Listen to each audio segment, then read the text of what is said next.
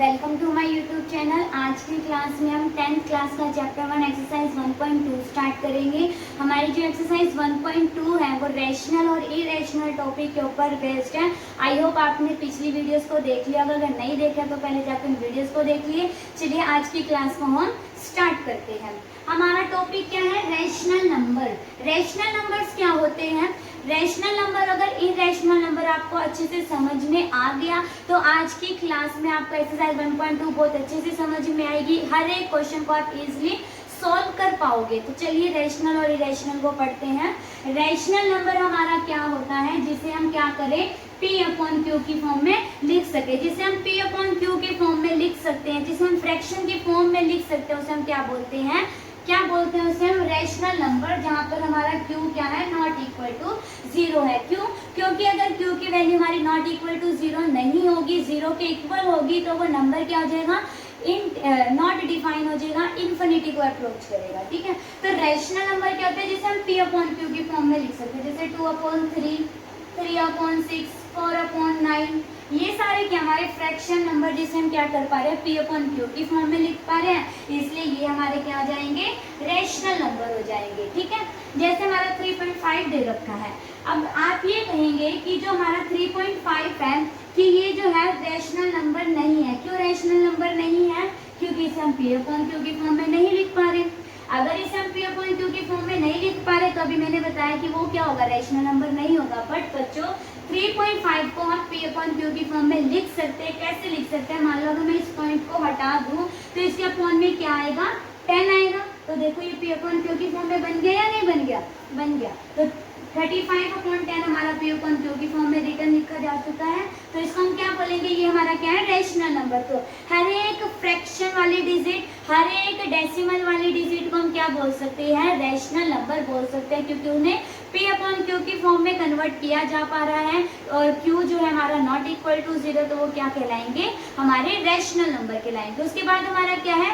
Irrational number. Irrational number क्या होते हैं?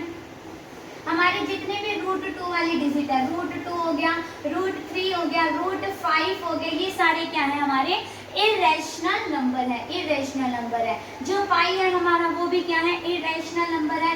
इस पाई को दूसरे तरीके से भी लिख सकते हैं, इस तरीके से। ये सिंबल होता है पाई का। तो जितने भी रूट वाली डिजिट होंगी, -√8 वाली डिजिट होगी, -रूट या फिर 5, ये सारे हमारे कौन से नंबर होंगे? Irrational number. अब ये क्वेश्चन अराइज होता है कि क्या रैशनल नंबर और इरेशनल नंबर हमारे इक्वल हो सकते हैं? क्या रैशनल नंबर कभी इरेशनल के इक्वल आएगा? तो नहीं। इसका आंसर क्या है? नो। रैशनल नंबर कभी भी इरेशनल के इक्वल नहीं हो सकता। क्यों नहीं हो सकता? क्योंकि दोनों की डेफिनेशन ही अलग है।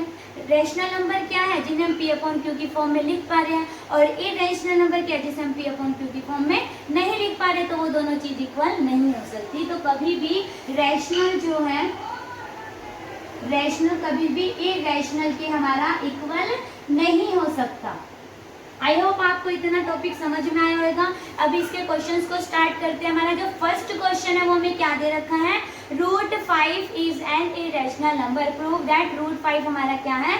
इरेशनल नंबर है। हमें ये प्रूव करना है कि √5 क्या है? इरेशनल नंबर है। √5 को हमें इरेशनल नंबर प्रूव करना है, तो कैसे करेंगे? हम ये मान के चलेंगे जो हमारा √5 है ना, वो रैशनल नंबर है। क्या है? फर्स्ट स्टेप हमारा ये होगा कि हम उल्टी अजम्पशन को लेंगे। अपोजिट अजम्पशन हमने मानकर चल लिया। क्वेश्चन क्या कह रहा है कि √5 को प्रूव करो, वो क्या है? Irrational number. लेकिन हम क्या मान के चलेंगे कि √5 क्या है? हमारा रैशनल नंबर। ठीक है, तो हम क्या लिखेंगे? Let √5 is rational number. क्या है? Rational number. अब बच्चों अगर √5 हमारा रैशनल नंबर है तो उसे हम क्या कर सकते हैं? P/Q की फॉर्म में आसानी से लिख सकते हैं, A/B की फॉर्म में लिख सकते हैं ना, फ्रैक्शन की फॉर्म में, क्योंकि वो हमने क्या माना है? रैशनल नंबर माना है। तो हमने मान लिया कि √5 इसके इक्वल है, A/B के इक्वल है, जहां पर A एंड B क्या है? हमारे को प्राइम नंबर्स हैं। क्या है? हमारे को प्राइम्स नंबर है। A एंड B को प्राइम नंबर का मतलब है कि दोनों के बीच में जो प्राइम नंबर आएगा वो क्या होगा? कॉमन होगा। A और B के अंदर जो है कॉमन प्राइम नंबर पाया जाएगा। ठीक है, तो इसके बाद क्या करना, हम इसको ऐसे लिख सकते हैं, ये B डिवाइड में उधर जाके क्या हो जाएगा?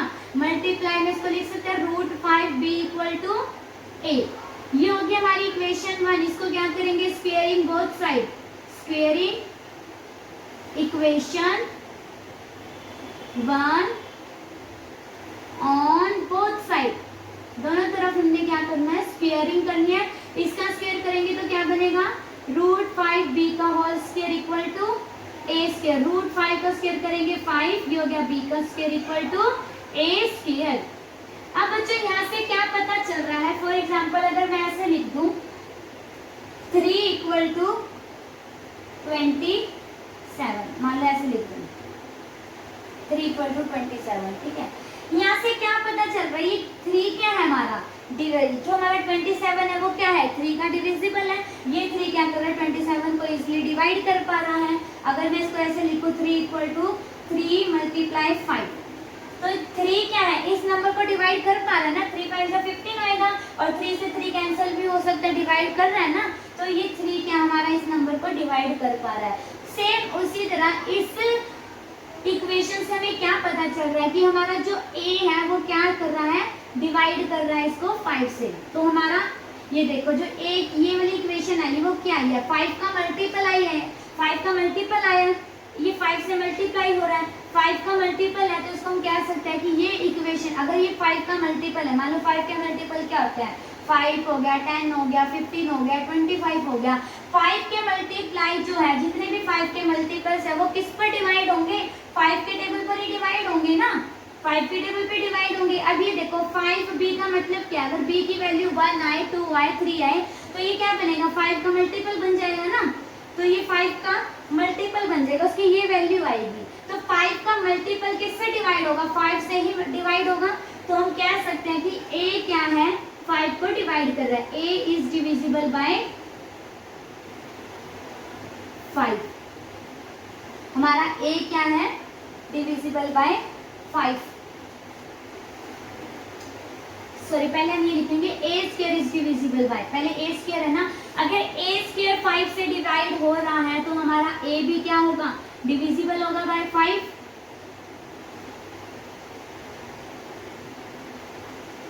अगर a 5 का डिविजिबल है, इसका क्या मतलब है कि a जो है वो हमारा क्या है, 5 का मल्टीप्लाई है, 5 का मल्टीपल है। 5 को 1 से मल्टीप्लाई करूँ तो 5 आएगा, 2 से मल्टीप्लाई करूँ तो 10 आएगा, 3 से मल्टीप्लाई करेंगे तो क्या आएगा, 15 आएगा। तो मैंने मान लिया ये क्या है, 5k, जहाँ पर k की वैल्यू किस पर बिलोंग कर रही है, 1 2 3 एंड सो ऑन, कोई भी वैल्यू ले सकती है, ठीक है।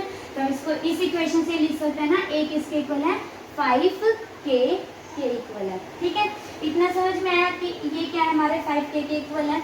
अब इसके बाद देखो इस इक्वेशन के अंदर हम पुट करेंगे इस इक्वेशन को, a की वैल्यू को इसमें पुट करेंगे, 5b square equal to a की जगह पुट किया 5k होल स्क्वायर, ये हो गया 5b स्क्वायर, 5 का स्क्वायर 25, k का स्क्वायर k, 5 से ये कैंसिल हो गया 5 पे, तो b स्क्वायर इक्वल टू क्या आ गया, 5k स्क्वायर। यहाँ से क्या समझ में आ रहा है कि b square is divisible by, b square is divisible by 5, तो b भी क्या होगा, इज डिविजिबल बाय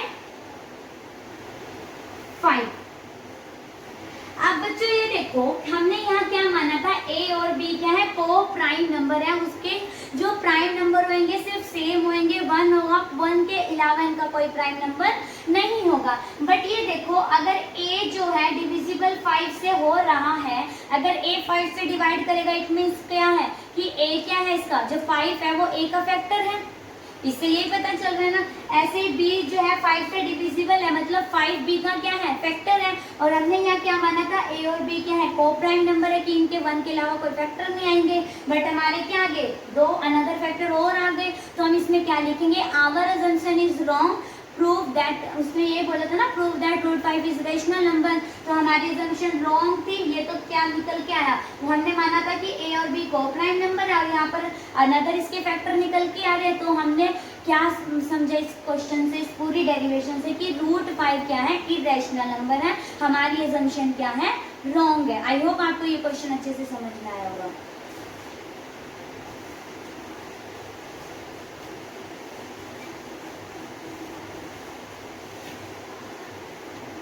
इसका एक और क्वेश्चन हम डिस्कस करेंगे, और बाकी के क्वेश्चन आपने ट्राई करके देखने हैं।